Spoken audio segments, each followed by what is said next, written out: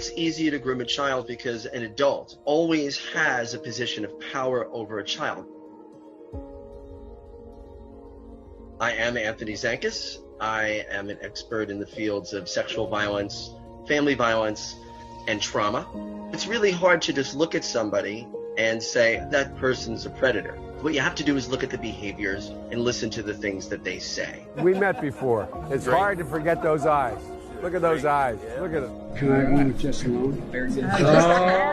Very clear warning signs are adults who ignore children's boundaries when it comes to touching, kissing, holding, or tickling. They will engage in those behaviors with the child and continue them despite the fact that a child squirms away or pulls away or voices any sort of discomfort verbally or non-verbally. Most adults take those cues and realize, oh, they don't want to be hugged or tickled right now, and that's fine. Sex offenders and predators just plow right through it. Another is sexualizing a child by talking about dating or their bodies in a way that would not be appropriate for their age. How old are you, 17?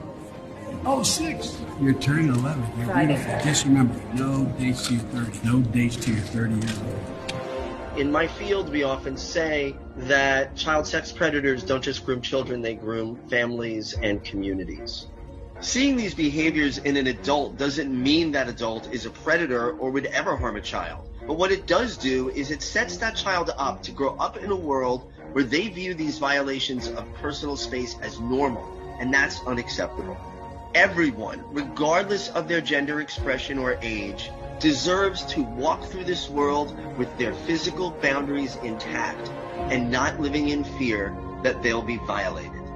Offenders have depended on not only the silence of their victims, but our silence.